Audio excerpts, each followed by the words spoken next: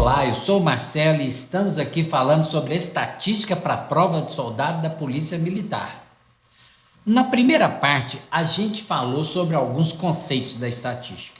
Vamos continuar nessa linha para a gente poder entender um pouquinho melhor dessa matéria. Tipos de estudo. Primeiro, o estudo observacional. Que isso?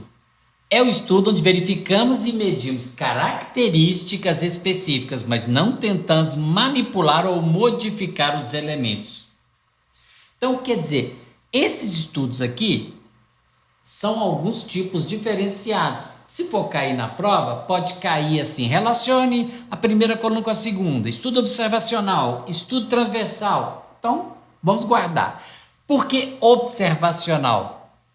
Que a gente vai verificar e medir características específicas, sem modificar, sem alterar, sem botar o seu dedinho lá, tá ok? Então não pode ser, por exemplo, uma pesquisa tendenciosa, né? Não pode ser também induzida. Como assim? Você vai perguntar para a pessoa, você vai votar no candidato A ou no candidato B? Você está induzindo. Você tem que deixar nesse tipo de estudo observacional, você vai só observar, você não vai influenciar em quem você vai votar. Vendo? Deixa aberto. Então, é isso que é observacional. Já o estudo transversal, os dados são observados, medidos e coletados em um ponto no tempo.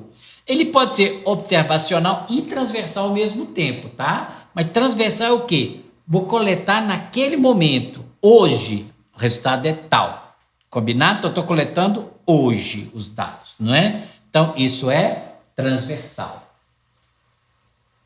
Agora, o retrospectivo, ou de caso de controle.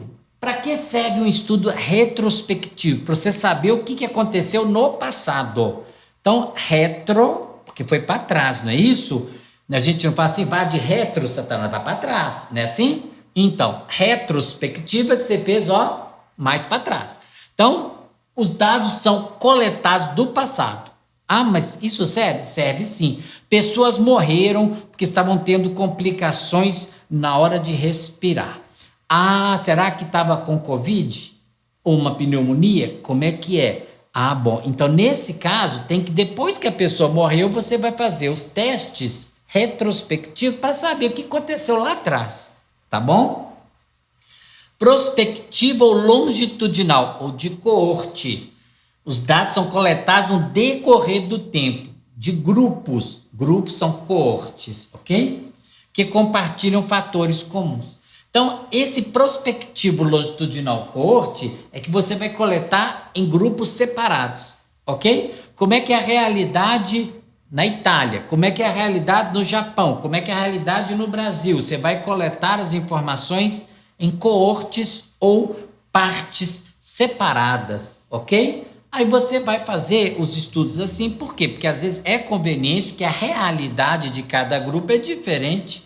Se for tentar generalizar todo mundo, não vai dar certo.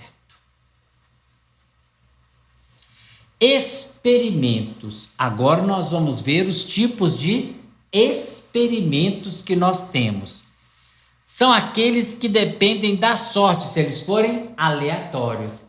Alea, em latim, significa sorte. Então, o que significa experimentos aleatórios? Que dependem somente da sorte. Escolhe-se as amostras assim, por sorteio, aleatoriamente. Você não tem como tendencionar, não tem como escolher. Não, aqui é melhor para mim. Não. Então, o que são experimentos aleatórios? São aqueles que dependem das condições, né, de sorte. Como assim? Se você for fazer um experimento aleatório, você não vai ter como prever qual que vai ser o resultado. Não tem. Vou escolher aleatoriamente pessoas para coletar a idade. Um fala que tem 18, outro fala que tem 19, outro fala que tem 19, outro fala que tem 20. Quer dizer, pode repetir, pode não repetir. Se você joga um dado, como é o exemplo que demos aqui, cada hora que você jogar, mesmo que você jogue o dado do mesmo jeito, você vai ver que o resultado pode variar. Ou não. Então, você não sabe o que vai acontecer. Por isso que é o quê? Experimento aleatório. Você repete igualzinho a experiência, mas o resultado pode ser diferente no final. Ok? Aqui a tendência do dado, etc, né? Experimento determinístico. Bom, já não é o aleatório mais. Por quê? Porque eles são realizados sob determinadas condições previsíveis. Ou seja, é possível saber que resultado particular vai ocorrer. Olha o exemplo aqui. Se abandonar uma moeda de uma certa altura, ela irá cair. Por isso, determinístico, é determinado. Sempre o resultado final vai ser a mesma coisa. Se você andar com o vidro fechado, você vai bater a cabeça. Se você soltar a moeda, ela vai cair. São coisas que você sabe que vai acontecer. Você pode até fazer o experimento, mas você já sabe qual vai ser o resultado. É totalmente o oposto de aleatório, não é mesmo? Vamos a uns exercícios só para a gente testar até aqui no momento o que está acontecendo, tá ok? Nós já vimos na parte 1 e agora na parte 2 os conceitos de estatística. Então a gente vai dar uma recapitulada para ver se está tudo caminhando direitinho. A parte da estatística que se preocupa somente com a descrição de determinadas características, descrição, será que você vai lembrar lá da parte 1? Se não lembrar, assiste de novo. Descrição de características do grupo sem tirar conclusões sobre um grupo maior, denomina-se. Então, qual que vai ser a estatística que mexe com a descrição? É a probabilística, estou trabalhando com probabilidades. Indutiva, que mexe com a amostragem. Inferencial, que é a mesma coisa de indutiva, então não pode ter duas respostas certas, né? E descritiva. Se está mexendo com descrição, só pode ser qual? Descritiva, letra D. Essa foi fácil. Pasme, isso já caiu em prova. Não da Polícia Militar, mas já caiu em outros concursos. Então, fique atento que às vezes cai coisas óbvias. O simples, às vezes você erra mais que você fica desconfiado, né? Então, se é descrição, é estatística descritiva. Constitui ramo da teoria estatística conhecido como inferência estatística. Inferência estatística ou estatística indutiva, não é? A organização de dados qualitativos e quantitativos de uma amostra. As técnicas que servem de instrumentos para a descrição de um conjunto de dados. A elaboração de gráficos com base em uma coleção de dados, ou os métodos que tornam possível a estimação de características de uma população baseados nos resultados amostrais. Aí a gente tem que voltar a recapitular lá na nossa parte onde a gente falava de quê? A gente falava que a gente tem a teoria estatística com a inferência estatística ou estatística indutiva é aquela que mexe com o quê? Com a população toda ou só com a amostragem? Com a amostragem. Tá vendo?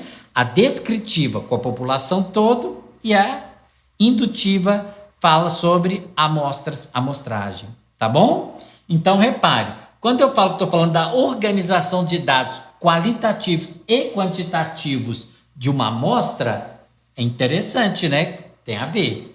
Técnicas que servem de instrumentos para a descrição de um conjunto de dados. Descrição já é estatística descritiva. Elaboração de gráficos com base em uma coleção de dados. Bom, todas elas têm isso, tá? Os métodos que tornam possível a estimação de características de uma população baseados em resultados amostrais. Então ficou óbvio. É letra D. Por quê? Porque aqui você vai mexer uma previsão do que vai acontecer com a população, mas por dados amostrais. Tá vendo? Então, facinho da gente achar, né? Vamos mais uma? Num questionário socioeconômico aplicado em uma pesquisa, há questões que abordam as seguintes informações. Unidade da federação em que nasceu. Unidade da federação, onde você nasceu? Você nasceu em Minas Gerais, em São Paulo, Paraná? Número de irmãos. Faixa de renda mensal da sua família. 1 salário mínimo, 2 salários mínimos, 3 salários mínimos, enfim. Estado civil, idade. São qualitativas apenas as variáveis? Opa, variável. Ela pode ser qualitativa ou quantitativa. Quantitativa mexe com números, qualitativa não são números, né? A qualitativa, ela pode ser ordinal ou ela pode ser nominal. Ou seja, ela pode ter duas formas, né? Ela é nominal quando não dá para colocar em ordem e ordinal quando dá para colocar em alguma ordem, mesmo não sendo números. Já as quantitativas são aquelas que representam números. Discreto quando você tem uma quantidade ou então contínuo quando você tem uma medida. Vamos continuar. Então, unidade da federação em que nasceu. Bom, isso vai dar um nome, né? Então, é nominal. Melhor dizendo ainda, qualitativa. Ele pediu o quê? Qualitativas. Então, um é qualitativa. Número de irmãos. Número não é qualitativo, é quantitativo. Faixa de renda mensal. Faixa de renda mensal vai ser o quê? Dinheiro, né? Vai ser número.